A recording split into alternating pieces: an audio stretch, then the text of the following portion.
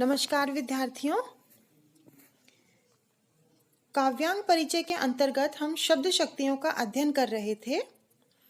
शब्द शक्ति के बारे में हमने अपनी पिछली कक्षा में पढ़ा कि शब्द शक्ति किसे कहते हैं, ये कितने प्रकार की है और उसमें अभिधा और लक्षणा के बारे में हमने पढ़ लिया था।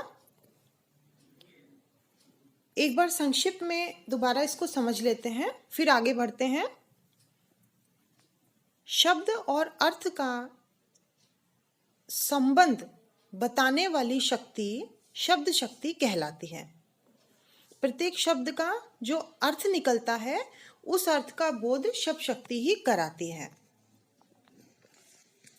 ये तीन प्रकार की है, अभिधा, लक्षणा और व्यंजना, और तीनों से ही तीन प्रकार के अर्थ निकलते हैं, वाचक, लक्षक और व्यंजक। अभिधा से वाच्यार्थ, लक्षणा से लक्ष्यार्थ और व्यंजना से व्यंग्यार्थ का बोध होता है। जो वाच्यार्थ होता है वो तो एक साधारण अर्थ होता है जो उससे साधारण तौर पे निकलता है और जिसका अर्थ लगाने के लिए हमको ज़्यादा दिमाग लगाने की जरूरत नहीं पड़ती है। लक्ष्यार्थ लक्षित होता है और व्यंग्यार्थ व्यंजित या ध्वनित होता है।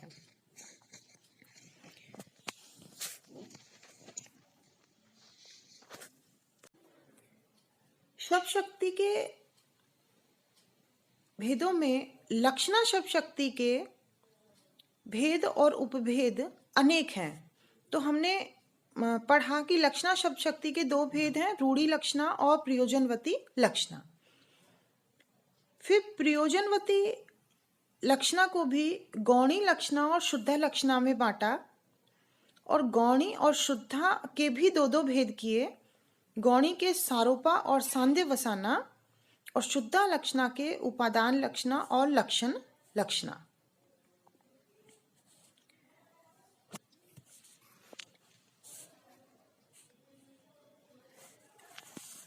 रूढ़ि और प्रयोजनवती लक्षणा को हमने समझ लिया था।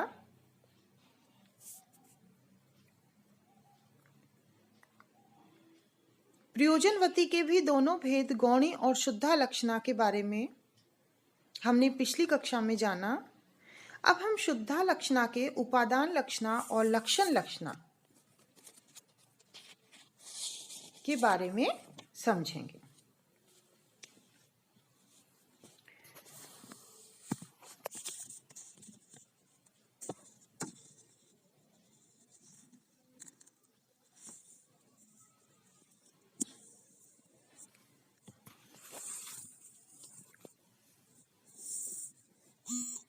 शुद्धा लक्षणा कि जब सादृश्य संबंध के अतिरिक्त कोई अन्य संबंध से प्रतीति होती है तो वह शुद्धा लक्षणा होती है। अब इसे हम उदाहरण से समझते हैं। जैसे गंगा में घर है। इस प्रयोग में गंगा शब्द का अर्थ सामीप्य संबंध से ही हमने गंगा तट लिया। गंगा में घर का मतलब ये तो है नहीं कि गंगा नदी के अंदर घर है, नहीं, हमने उसका सामीप्य लगाया कि गंगा के किनारे घर है। तो इस प्रकार जब हम किसी सादृश्य संबंध के अतिरिक्त हम किसी अन्य प्रकार से संबंध से अर्थ की प्रतीति करते हैं, सामीप्य के आधार पर कर रहे हैं, तो वहां पर शुद्धा लक्षणा होती है। इसके दो भेद हुए, लक्षण लक्षणा और उपादान लक्षणा। लक्षण लक्षणा में ये होता है कि जब हम किसी शब्द का अर्थ निकालते हैं तो हम वाच्यार्थ का पूर्ण रूप से त्याग कर देते हैं और केवल लक्षार्थ को ही ग्रहण करते हैं, वहां लक्षण लक्षणा होती है। इसमें वाच्यार्थ का कोई काम नहीं है, वाच्यार्थ को बिल्कुल छोड़ दिया जाता है, केवल लक्षार्थ ग्रहण किया जाता है। जैसे अब उदाहरण से इस बात को समझा जाएगा कि पेट में चूहे दौड़ रहे हैं। अब इसका वाच्यार्थ तो क्या है कि सचमुच पेट में चूहे हैं जो दौड़ रहे हैं, तो ये तो अर्थ हम ले ही नहीं सकते। फिर हमने इसका वाच्यार्थ को छोड़ करके और हमने इसका लक्षार्थ लिया। लक्षार्थ क्या थी कि हमें भूख लग रही है, हमें भोजन चाहिए। ये लक्षण लक्षणा है जिसमें वाच्यार्थ का पूर्णतः त्याग किया जाता है।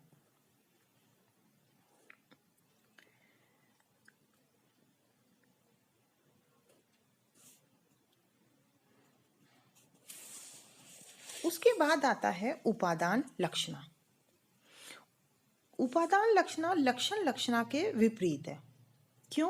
क्योंकि उपादान लक्षणा में वाच्यार्थ का सहारा लेना पड़ता है।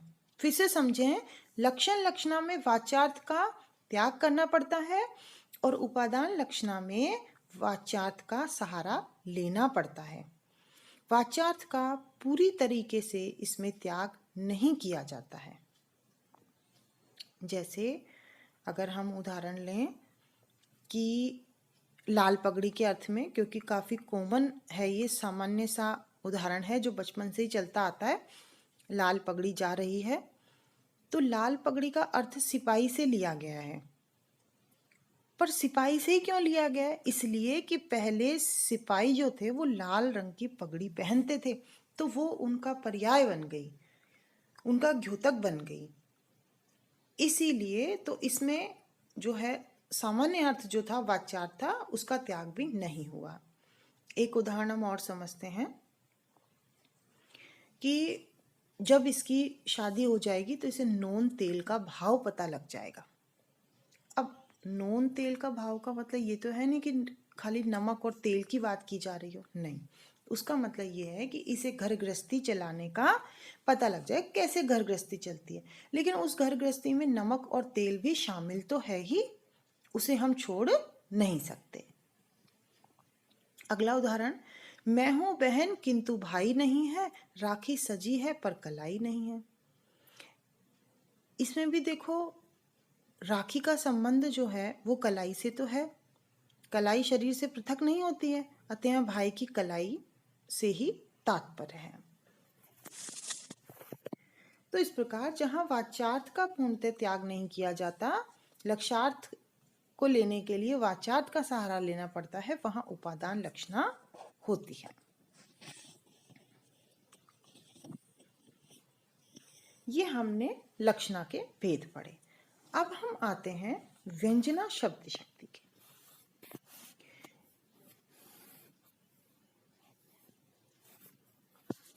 जब शब्द के सामान्य व्यवहारिक एवं प्रचलित अर्थ तथा उससे संबंधित अर्थ दोनों से परे हटकर अन्य तीसरे ही अर्थ को लिया जाता है, तो उस अर्थ को व्यक्त करने वाली शक्ति व्यंजना शब्द शक्ति कहलाती है। और इसके द्वारा जो अर्थ व्यक्त किया जाता है उसे व्यंग्यार्थ या प्रतीकार्थ या ध्वन्यार्थ कहलाता है। व्यंजना शब्द शक्ति से व्यंग्यार्थ प्रकट होता है। साधारण हम ये कह सकते हैं कि जहां न वाच्यार्थ से काम चले न लक्ष्यार्थ से काम चले, बल्कि व्यंग्यार्थ की ही प्रतीति हो, तो वहां व्यंजना शब्द शक्ति अपना काम करती है।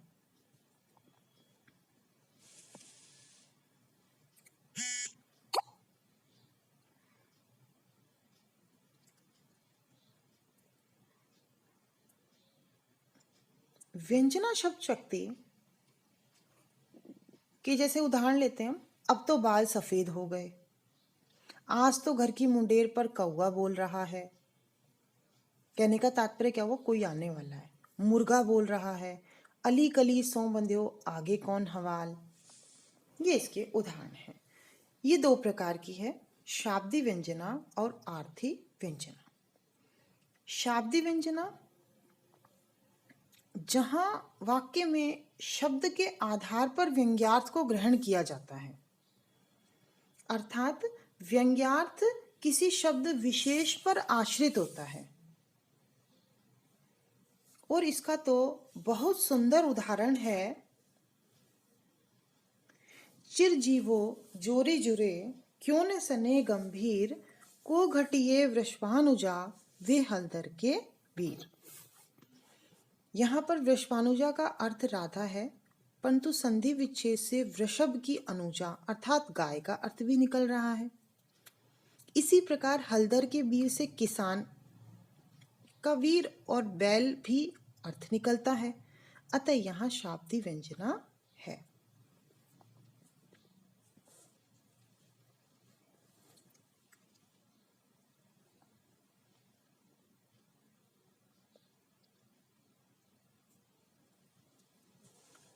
अब हम आते हैं आर्थी व्यंजना पे। इसमें जो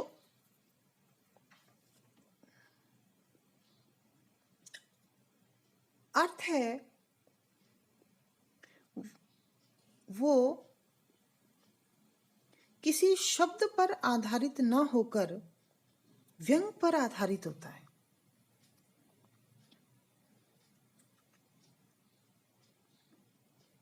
अर्थात जहां वाक्य में अर्थ के आधार पर व्यंग्यार्थ ग्रहण किया जाता है वहां आर्थी व्यंजना होती है। इसमें पर्यायवाची शब्दों के रख देने पर भी यह व्यंजना बनी रहती है।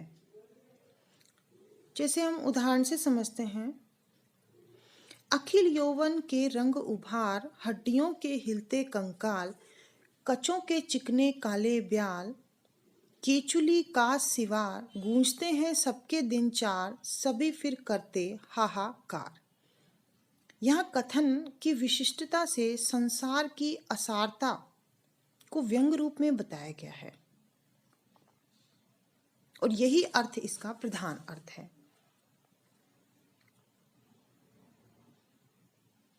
अन्य उदाहरण में देखो, फायर ब्रिगेड की गाड़ी जा रही है, लड़की 19 साल की हो गई है।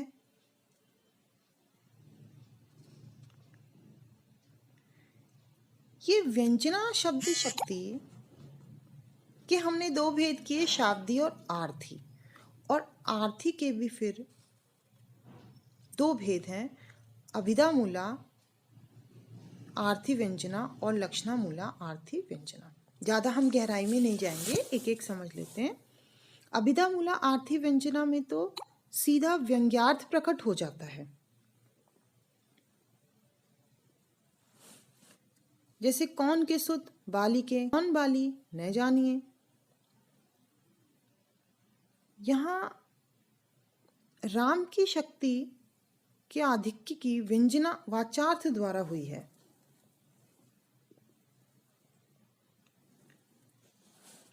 लक्षणा मूला में क्या होता है कि वाचार्थ से लक्षार्थ और लक्षार्थ से फिर व्यंग्यार्थ की प्रतीति होती है। जैसे किसी व्यक्ति को कहा जाए कि मानव नहीं बैल है, तो इस उक्ति में अभिध्यार्थ तो व्यंग है ही, क्योंकि मानव बैल नहीं हो सकता।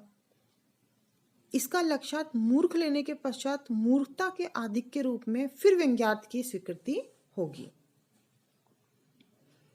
उद्धव शतक का उदाहरण देखिए, टूकी टूकी हुए है मन मुकुर हमारो हाय, चूकी है कठोर बैन पाहन चलाओ ना, एक मनमोहन तो बस के उजार्यो मोही, ही एक में अनेक मनमोहन बसाओ ना। एक दर्पण में एक प्रतिबिंब दिखाई पड़ता है, परंतु दर्पण के टूट जाने पर हर टुकड़े में अलग अलग दिखाई देता है।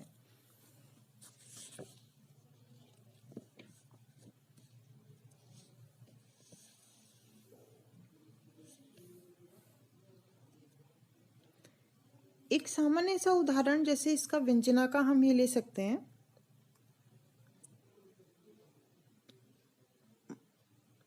मास्टर जी ने पढ़ाते हुए कहा 4 बज गए। अब इसका सब अपना अलग अलग अर्थ निकालेंगे। 4 बज गए का अर्थ, बच्चे सोचेंगे अब छुट्टी होने वाली है, बस्ता बांध लो। चपरासी सोचेगा छुट्टी होने वाली है, घंटी बजाने की तैयारी कर लो। मास्टर जी सोचेंगे अब जो मैं पाठ पढ़ा रहा हूँ उसको समाप्त करता हूँ। तो इस प्रकार अलग अलग अर्थ निकलते हैं। वहाँ सब अपने अपने हिसाब से अर्थ निकालते हैं, वहाँ भी व्यंजना शब्द शक्ति होती है।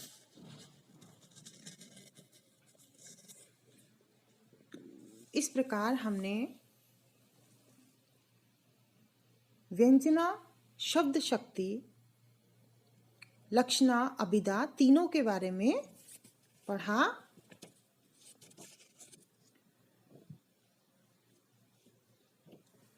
और इनके बारे में जाना, इनके भेद उपभेदों के बारे में जाना।